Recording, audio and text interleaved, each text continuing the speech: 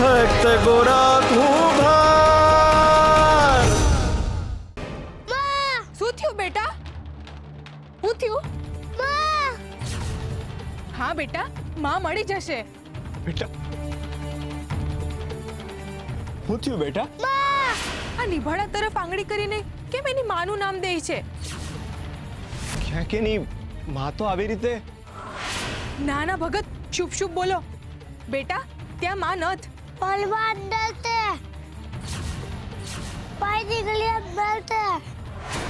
ન્યા ક્યાં?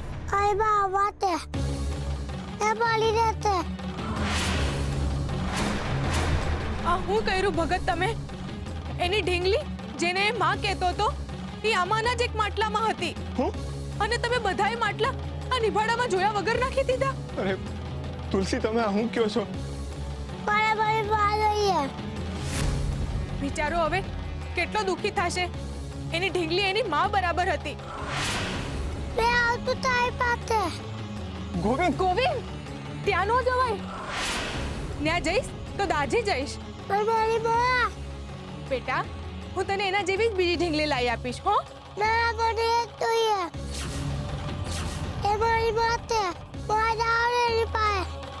ગોવિંદ, ગોવિંદ, હે હરી, હા હું થઈ રહ્યું છે? ફરીથી એની એ જ ભૂલ. કેમ મારું ધ્યાન ન ગયું? મારા હાથે અશુભ થઈ ગયું.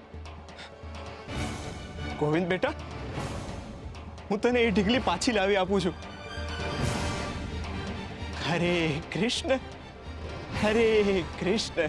હવે કાંઈ ન થાય ભગત. કઈ રીતે કાઢશો તમે? મારો હરી કાઢશે. હરીના લીધે જ તો તમારું ધ્યાન નથી રહેતું. અને આ જે થયું છે એ હરીના લીધે જ થયું છે. હરે કૃષ્ણ, હરે કૃષ્ણ.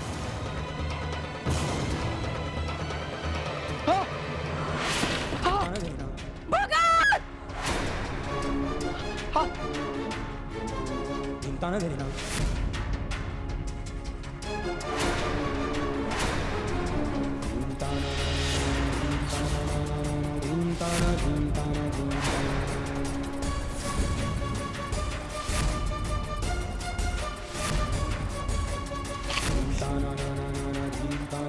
નહીં ભગત, નહીં! હરે કૃષ્ણ. હા, હા.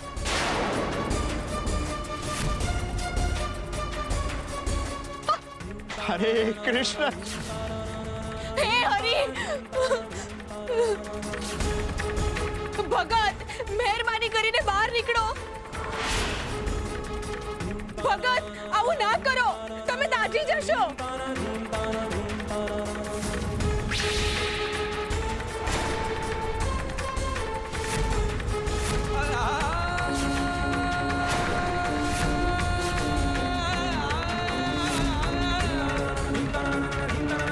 હરે કૃષ્ણ.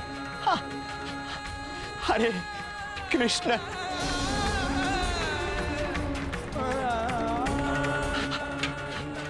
હરે કૃષ્ણ. હરે કૃષ્ણ. હરે ભગત, હરે કૃષ્ણ.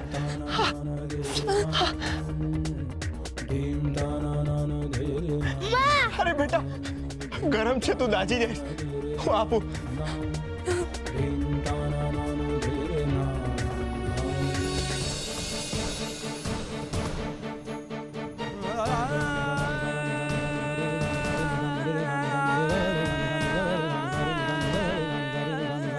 હરે કૃષ્ણ. હા.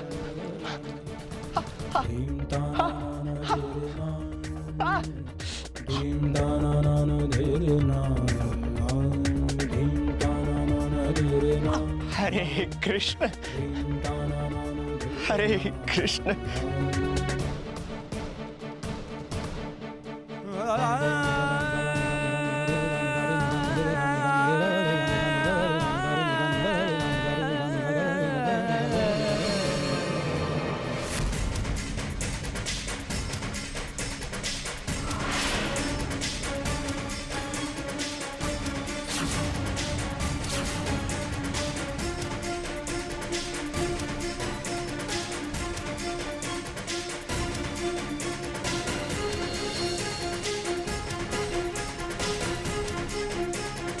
તમને શું થઈ રહ્યું છે નાથ? મારા ભાઈબંધને ખૂબ જ બળી રહ્યું છે રૂકમણી. આ તમે શું કર્યું છે એ હું જાણું છું. જે પગે ગોરાએ એના બાળકને ખૂંદ્યું હતું એ જ પગે એણે એના લગ્ન જીવનને પણ ખૂંદી નાખ્યું હતું. પરંતુ નાથ, ગોરાના પગને આપેલી પીડાથી તમે તુલસી અને ગોરાની વચ્ચે પડેલી તિરાડના ઘાને મલમ લગાવ્યો છે. હું જાણું છું નાથ કે મન પર લાગેલો ઘા જે અત્યારે રૂઝાઈ રહ્યો છે એ તમે કેમ કરી રહ્યા છો. પીડા ભલે ગોરાના પગમાં થતી હોય, પરંતુ એની અસર તુલસીના હૃદયમાં થાય છે અને એ પીડાથી ઊભી થયેલી તુલસીના મનની ભાવના ગોરાના જીવનના સંબંધની ભાવનાને દૂર કરશે. વિચાર ઉત્તમ છે રૂકમણી, પરંતુ આ વિચાર પાછળ તમારું હૃદય રહેલું છે, એક માનું હૃદય. અને એટલે જ આ પીડામાંથી પણ તમે ગોરાનું હિત શોધી નાખ્યું છે. તો શું હું ખોટી છું? આ કારણ નથી? તમે સાચા છો, આ કારણ છે, પરંતુ ફક્ત આ જ કારણ નથી. રૂકમણી, કર્મના ફળની અસર હોય છે, પરંતુ મનુષ્ય માને છે એટલી જ નથી હોતી. કયા ફળની કેટલી અસર હોય છે એ મનુષ્ય ક્યારેય નથી સમજી શકતા. અને અત્યારે તમે એક માતાની દ્રષ્ટિએ જોઈ રહ્યા છો, એટલે તમે પણ એની અસરને સમજી નહીં શકો. એટલે તમે એમ કહો છો કે ગોરાનો પગ દાઝી ગયો છે, એની હજુ પણ બીજી અસર પડશે એના જીવન પર? પડશે, ખૂબ જ અસરદાર અસર પડશે. કેવી અસર? શું થશે? તુલસીનું ગોરાને માફ કરવું. રૂકમણી, ગોરાના જીવનને આગળ ધપાવવા માટે તુલસીની માફી ખૂબ જ અગત્યની છે. કારણ કે જો એ માફ નહીં કરે તો ગોરાના જીવનમાં આગળ જે થવાનું છે, એના જીવનમાં કોઈ આવવાનું છે જેમાં એનું ટકવું ખૂબ જ અઘરું બની જશે. એટલે ગોરાના જીવનના રથને આગળ ચલાવવા માટે તુલસીની માફી ખૂબ જ અગત્યની છે. એવું તો કોણ આવવાનું છે કે જેને ટકાવવા માટે તુલસીની માફી જરૂરી છે?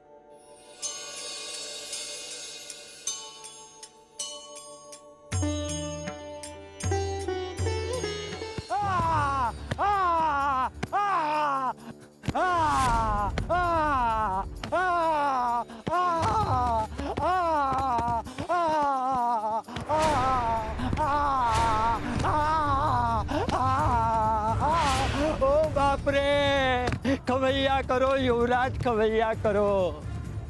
ઓ માડી રે, મારો માં હવે સહન નથી થતું.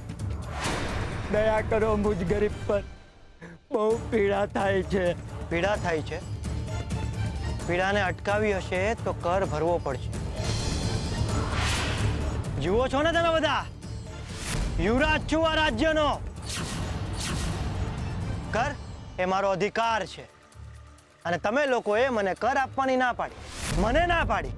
મને ના એટલે તમારી તકલીફોને હા. જે લોકો મને કર આપવામાં આનાકાની કરશે એની આવી જ દશા થશે. અટકી કેમ ગયા તમારા હાથ? મારો આ માણસને, સોડા પાડી દો એની પીઠ ઉપર. જ્યાં સુધી એના મોઢામાંથી કર માટે હા ન નીકળે ત્યાં સુધી એના મોઢામાંથી આ નીકળતી રહેવી જોઈએ. મારો એને!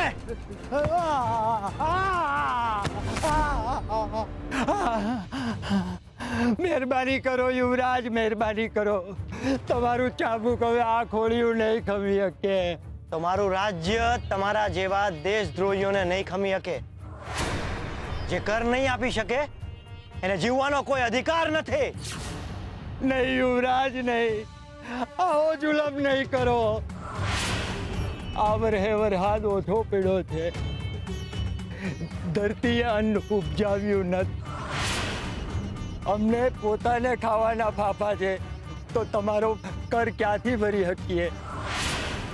માય બાપ દયા કરો, અમે તમારી જનતા છીએ, જો જીવશું તો કર દેવું, આવા આકરા ના થાવ, તમારા પિતાજી મહારાજ જેવા દયાળુ બનો.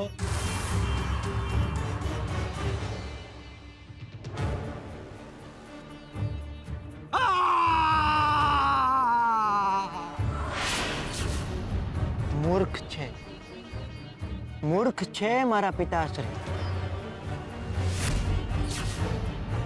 એમની જ મૂર્ખામીની સજા તમે લોકો ભોગવી રહ્યા છો.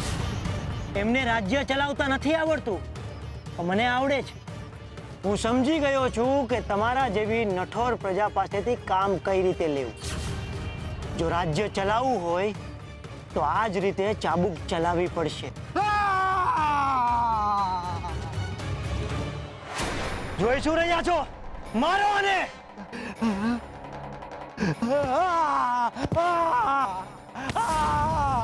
હું રાજા સુરસિંહ નહીં, હું યુવરાજ શક્તિસિંહ છું. તમારા બધાની દયામણી વાતો અને બાપડી બિચારી આંખો જોઈને મારા હથિયાર હેઠા નહીં કરું. મારે જે જોઈએ છે એ કોઈ પણ રીતે મેળવીને જ રહે.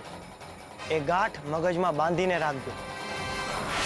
તમારા મહારાજ મરણ પથારીએ પડ્યા છે. એ કહેવા પૂરતા જ આ રાજ્યના રાજા છે.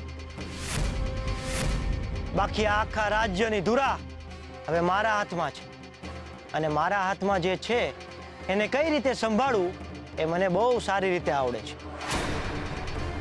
તમે સમજી ગયા હશો કે મારી રીત થોડી જુદી છે. જે નહીં સમજે એને આમ જ સજા મળશે, અને મારી સજા તો તમે અત્યારે જોઈ જ રહ્યા છો. આ માણસ કોઈ કામનો નથી. ઉપરથી આ રાજ્ય માટે આ માણસ બોજારૂપ છે. મારા રાજ્યમાં આવા માણસોનું કોઈ કામ નથી. કાસળ કાઢી નાખો આનું. મારો એને, બીજા 300 ગોળા મારો એને, મારો એને.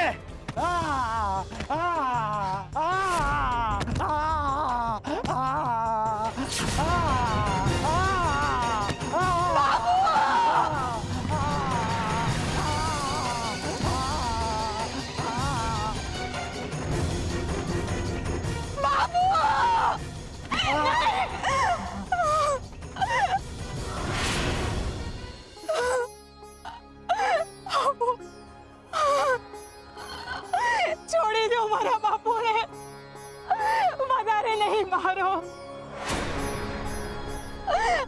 હાથ જોડું છું તમારા.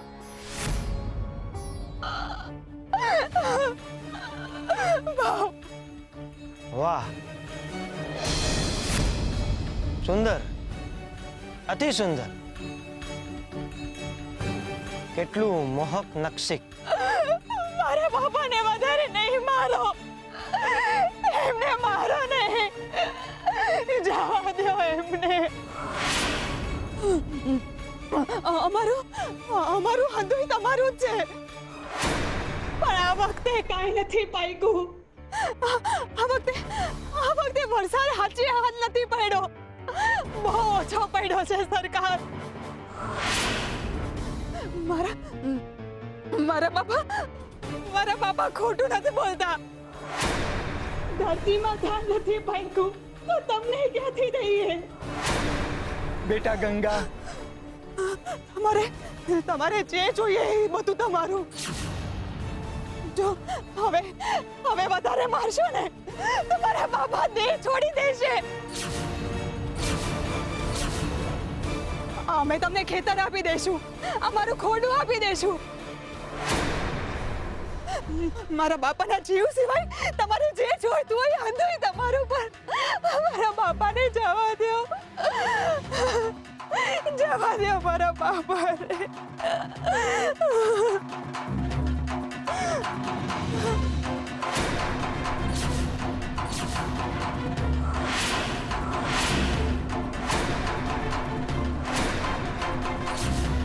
જે જોઈએ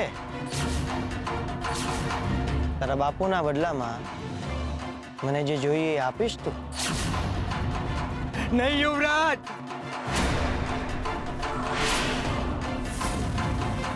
ચાલ ત્યારે છોડી દીધા તારા બાપુને. જા જઈને મારા રથમાં બેસી.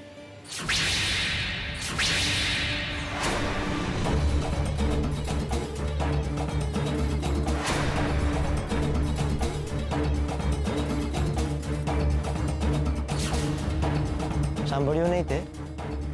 જઈને મારા રથમાં બેસી જા.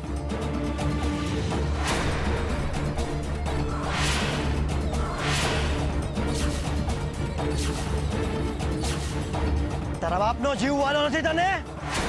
સંભળાતી નથી તને મારી વાત? સિપાહીઓ પકડો આ છોકરીને અને બેસાડો મારા રથમાં.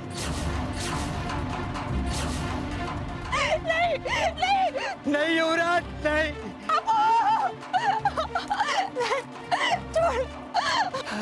બેટા ગંગા,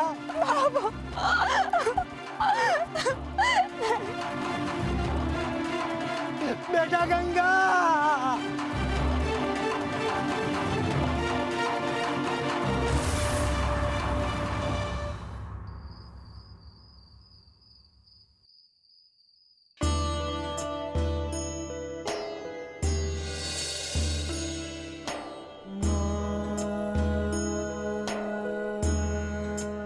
હરે કૃષ્ણ, હરે કૃષ્ણ, હરે કૃષ્ણ, હરે કૃષ્ણ.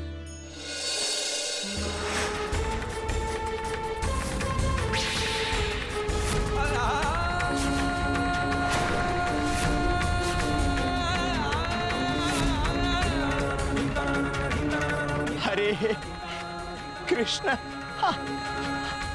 હરે કૃષ્ણ.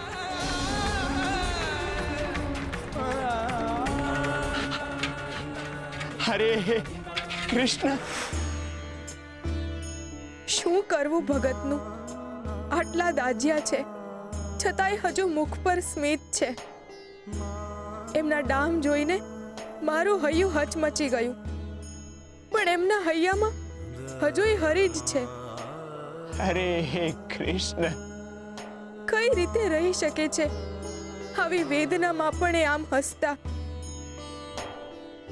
એક બાજુ એમના પર ગુસ્સો આવે છે ને એક બાજુ ચિંતા થાય છે, તો ક્યાંક ક્યાંક સ્નેહ પણ આવે છે.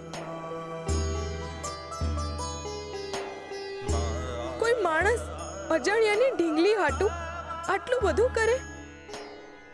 ભાઈબંધ, તમારો પાળ મારો ને એટલો ઓછો છે. તમે ખરેખર મારા ઉપર કૃપા વરસાવી છે.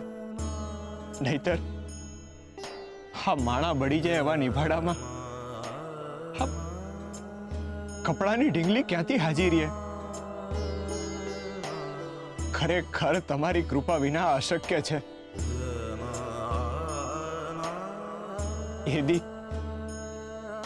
એ દિવસે મારાથી મારું જ બાળક પગના નીચે ખૂંદાઈ ગયું હતું.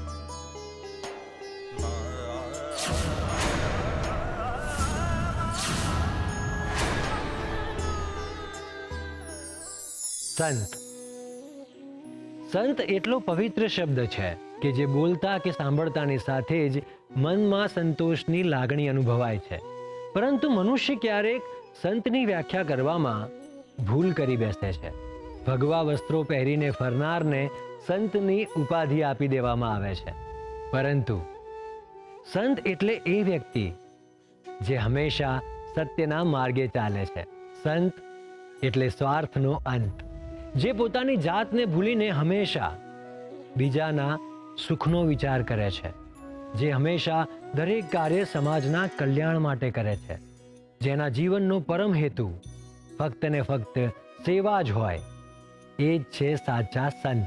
અને એટલે જ એ દરેક વ્યક્તિ સંત છે જે બીજાને માટે જીવે છે. સંત એટલે એવી વ્યક્તિ જે ઈશ્વરને પામવા માટે ભક્તિ અને સમજણનો માર્ગ બનીને આવે છે.